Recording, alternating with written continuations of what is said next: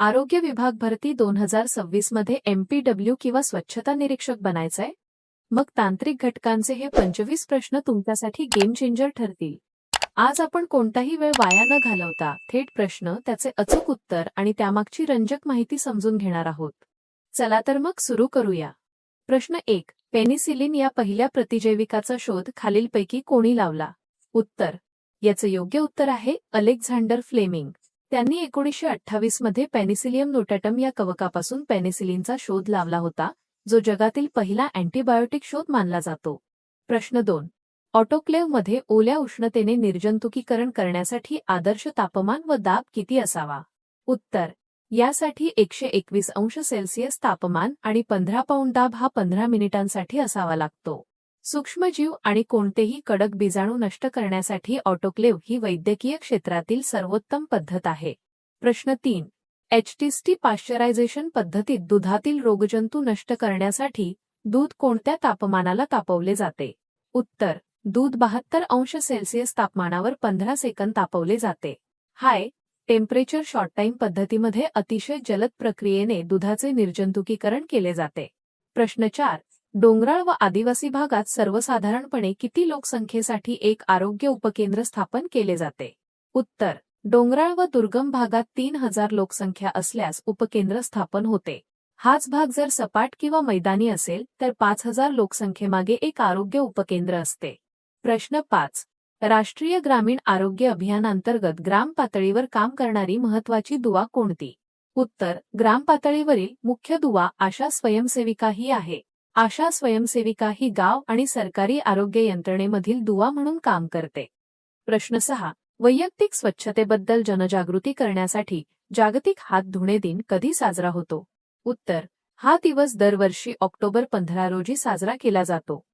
विविध साथीचे आजार व जंतू संसर्ग टाळण्यासाठी स्वच्छ हात धुण्याच्या सवयीला प्रोत्साहन देणे हा यामागचा उद्देश आहे. प्रश्न 7. विहिरीच्या पाण्याच्या निर्जंतुकीकरणासाठी वापरल्या जाणाऱ्या ब्लिचिंग पावडरमध्ये प्रभावी क्लोरीनचे प्रमाण किती टक्के असावे?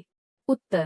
पाण्याचे प्रभावी शुद्धीकरण होण्यासाठी ब्लिचिंग पावडरमध्ये किमान 33% किंवा त्याहून अधिक सक्रिय क्लोरीन असणे अत्यंत गरजेचे आहे.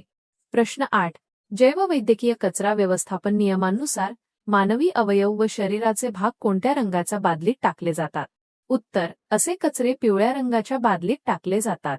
बायोमेडिकल वेस्टच्या नियमानुसार पिवळ्या पिशवीतील किंवा बादलीतील हा कचरा शेवटी उच्च तापमानाला जाळणे म्हणजेच इन्सिनरेशनद्वारे नष्ट केला जातो.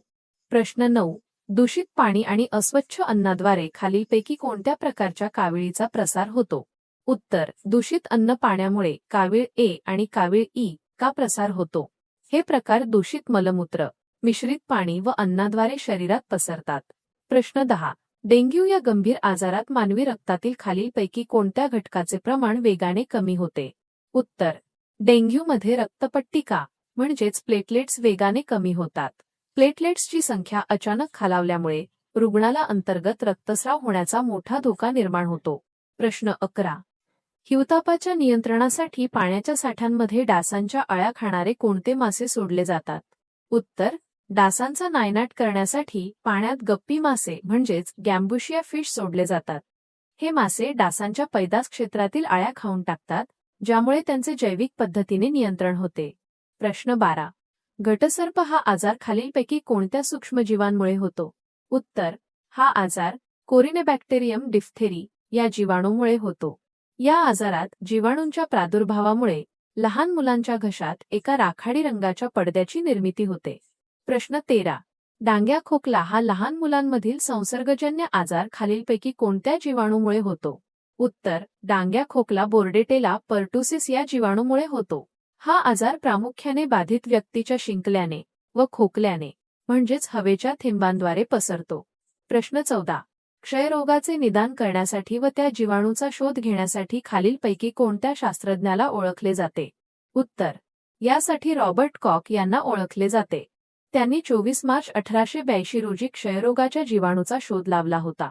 म्हणूनच मार्च 24 हा दिवस जागतिक क्षयरोग दिन म्हणून पाळला जातो. प्रश्न 15.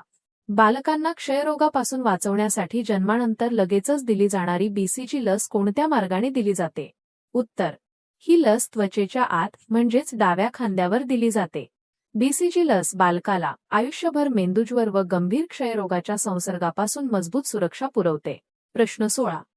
आरोग्य उपकेंद्रावर लस साठवण्यासाठी व ती सुरक्षित तापमान क्षेत्रात ठेवण्यासाठी कोणत्या मुख्य उपकरणाचा वापर केला जातो?